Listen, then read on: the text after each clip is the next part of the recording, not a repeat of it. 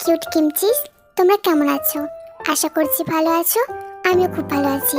তো অনেকদিন ধরে এই চ্যানেলে কোনো ভিডিও আসেনি, তবে যারা যারা ডুবে ডুবে ভালোবাসে নেক্সট পার্টের জন্য অপেক্ষা করছো, আমার অন্য চ্যানেলে এর নেক্সট পার্ট অলরেডি আপলোড হয়ে গেছে। তোমরা দ্রুত গিয়ে আমার ওই চ্যানেলটা সাবস্ক্রাইব করে ফেলো। আর এখন থেকে এই গল্পটা ওই চ্যানেলেই আপলোড করা হবে। চ্যানেলের নাম হলো তেকুক ড্রিম ওয়ার্ল্ড, লিংক ডেসক্রিপশনে দিয়ে দেবো। আপাতত এই চ্যানেলে এই গল্পেরই নেক্সট পার্টগুলো কন্টিনিউ করা হবে। সো যারা যারা আমার ওই চ্যানেলটা এখনো সাবস্ক্রাইব করোনি, দ্রুত গিয়ে সাবস্ক্রাইব করে আসো। সো চলো, লেটস স্টার্ট দি ভিডিও। সেদিন থেকে হাজার অপবাদ অপমান সহ্য করার পরেও ঘরছাড়া হতে হয়েছে। এমনকি ওর বাবা মাও ওর কথায় বিশ্বাস করেনি। বর্তমানে তে চুপ করে চাঙ্কুকের কোলে বসে আছে আর মাঝে মাঝে ফুঁপিয়ে উঠছে। চাঙ্কুক তের সাথে ঘরটা পুরো অতীতটা শুনে পাথর হয়ে বসে আছে। ভেবে পাচ্ছে না কিভাবে একজন বাবা মা নিজের সন্তানকে অবিশ্বাস করতে পারে। একজন সন্তানের কাছে ভরসার একমাত্র অবলম্বন হলো বাবা মা। কোনো বিপদ আপদে পড়ে তারা অভিভাবকের কাছে আশ্রয় নেয়, অথচ বিপদের সময় তারাই যদি মুখ ফিরিয়ে নেয়, দায়িত্ববোধ থেকে সরে আসে বা অন্যের কথায় নিজের মেয়েকে এক চুলো বিশ্বাস না করে, এরকম বিশ্বাসের খুঁটি শক্ত না হলে সন্তানরা কিসের আশায় বাঁচবে? এই দুনিয়াটা কতটা অদ্ভুত। একজন সন্তান বাল্যকাল থেকে তার বাবা মার ভালোবাসা থেকে বঞ্চিত, আর একজন সন্তান তার বাবা মা থাকতেও তাদের কাছে আজ মৃত। বেশ কিছুক্ষণ চুপ করে থাকার পর চাঙ্কুক বলে উঠল, তে আমি এতদিন একবারও তোমার ব্যাপারে মিমির কাছে কিছু জিজ্ঞেস করার প্রয়োজনটুকুও করিনি, কিন্তু সবার আগে আমার হয়তো এই কথাগুলো জানা উচিত ছিল। হ্যাঁ, আমার যে সন্দেহ জাগেনি তা নয়, এই যে তুমি মিমির কাছে কেন থাকো। পরক্ষণেই মনে হলো হয়তো তোমার বাবা মা বেঁচে নেই, কিন্তু কখনো মুখ ফুটে কিছু জিজ্ঞেস করার সুযোগ পাইনি, এমনকি প্রয়োজনও মনে করিনি। কিন্তু তার আগেই তোমাকে জোর করে নিজের সাথে বাঁধলাম। হ্যাঁ, তুমি ঠিকই বলেছ, জোর করে আর যাই হোক ভালোবাসা যায় না। জাংকুকের কণ্ঠে অপরাধবোধ স্পষ্ট। সেটাতে জাংকুকের দিকে না তাকিয়ে বুঝতে পেরেছে। তাও কিছুটা সাহস জুগিয়ে সে বলে উঠল, তা আমার কথা আপনি কেন শুনতে যাবেন? আপনি তো একটা বেয়াদব লোক।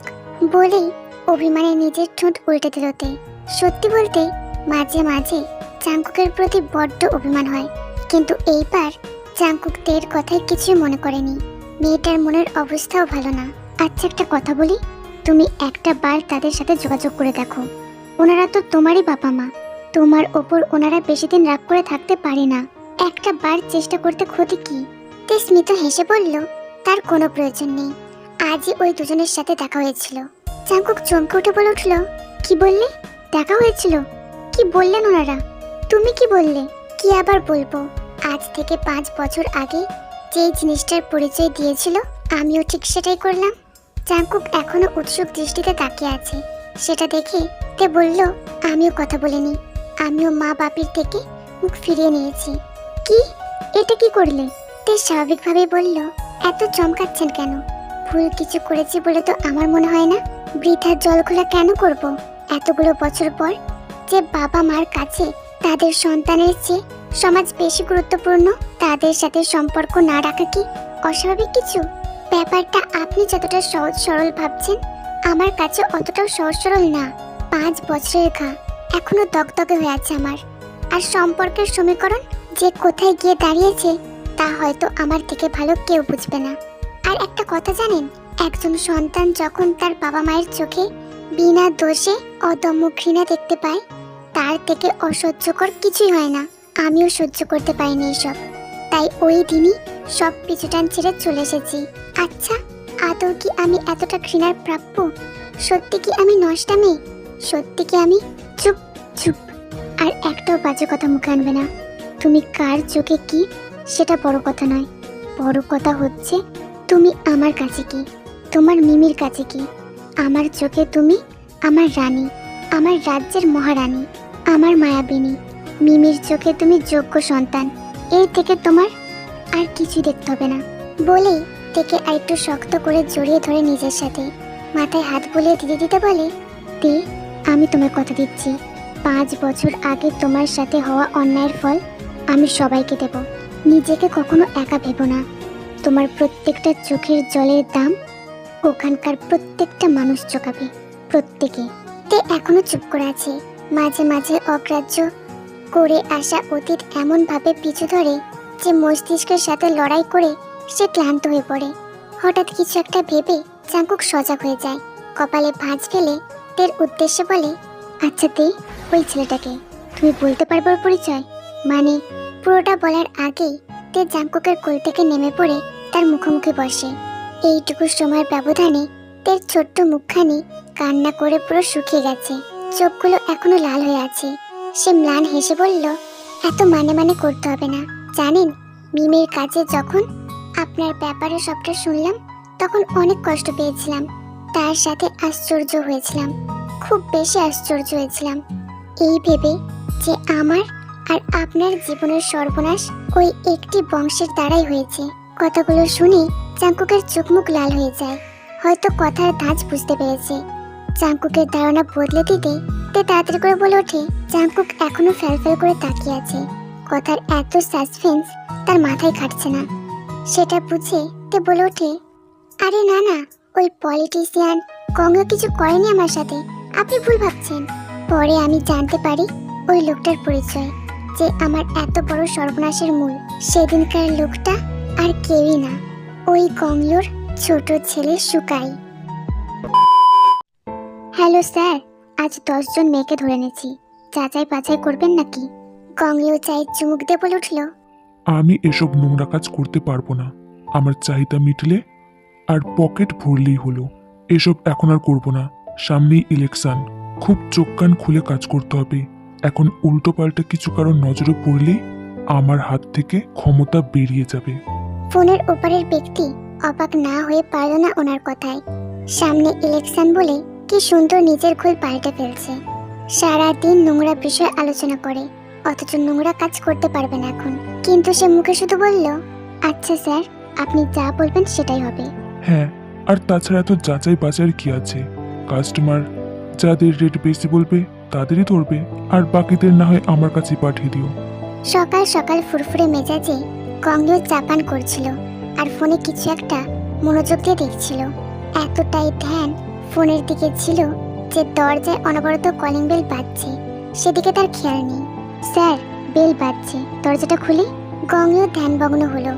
বিরক্তির সূচক ভঙ্গিতে মাথা তুলে সামনে দাঁড়িয়ে থাকা সার্ভেন্টের দিকে তাকিয়ে এক ধমকে বলল, টাকা দিয়ে কি এমনি এমনি পুষছে নাকি তোদের? মূর্তির মতো দাঁড়িয়ে না থেকে গিয়ে দরজাটা খুলে দেখ কে এসেছে। সকাল সকাল মুডটাই বিগড়ে দিল, চত্ব সব। বলে আবারও ফোনে নজর দিল। আজ কয়েকটা মেয়েকে ধরে এনেছে ওরা। সকাল থেকেই আলাদা ফুরফুরে মেজাজ ছিল তার। আজ তাদের সাথে সময় কাটাবে বলে প্ল্যান করেছে।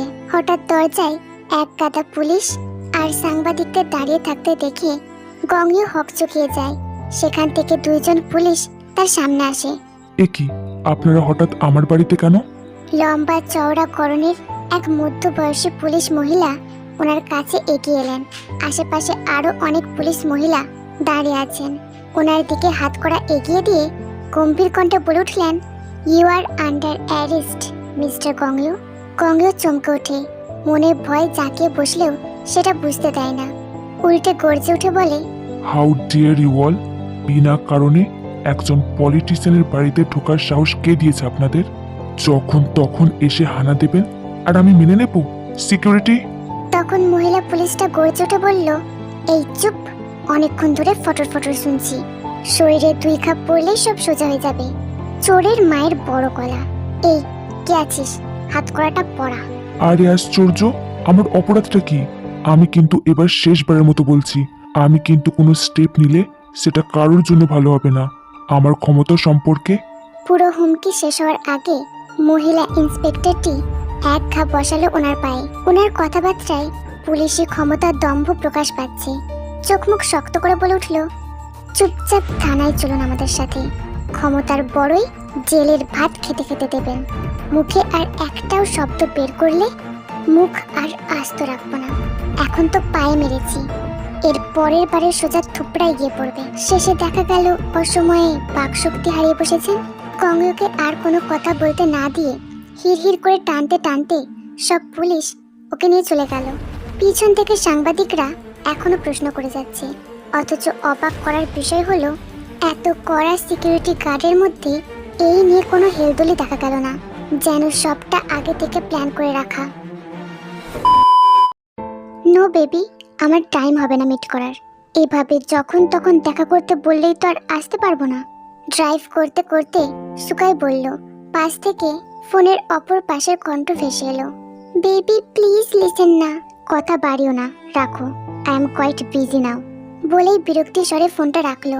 মেয়েটা তাও ট্রাই করেই যাচ্ছে, কিন্তু যতবার কল করছে ততবার ওপাশ থেকে ন্যাকা স্বরে শোনা যাচ্ছে, আপনি যাকে ফোন করেছেন সেটা এখন সুইচ অফ আছে, অনুগ্রহ করে কিছুক্ষণ পর আবার চেষ্টা করুন। সুকাই বাড়িতে ঢুকেই অবাক হয়ে যায়, দরজা এভাবে খোলা, আর সব গার্ডসরা কোথায়? কিছু তো একটা ঘাপলা হয়েছে। ঘরে ঢুকে আরেক দফা অবাক হয়ে গেল সে। ঘরের সব কিছু ওলটপালট, চোখ যায় অন করা টিভির দিকে, আর তাতে নিউজ চ্যানেলে বলা কিছু কথার দিকে। বিখ্যাত পলিটিশিয়ান মিস্টার গংলোর পর্দা ফাঁস থেকে অবৈধ অস্ত্র, মাদক দ্রব্য উদ্ধার, নারী পাচার সহ নানান দুর্নীতির বিরুদ্ধে নানান প্রমাণ স্বরূপ আজ সকালেই তাকে তার বাড়ি থেকে গ্রেফতার করা হয়েছে। সুকাই এসব শুনে অবাক হয়ে যায় আর বিড়বিড় করে বলে, এসব কি? এসব ফাঁস কি করে হলো? আমি আর কাই বাদে ড্যাডের ব্যাপারে এসব কিছু আগে থেকে কে জানতো? কে সে? এবার ড্যাডকে বাঁচাবো কি করে? তখনই এক ভারী কণ্ঠ কর্ণগোচরে হলো, ড্যাডকে বাঁচানোর চিন্তায় আছিস? আগে ভাব আমার হাত থেকে নিজেকে কি করে রক্ষা করিস।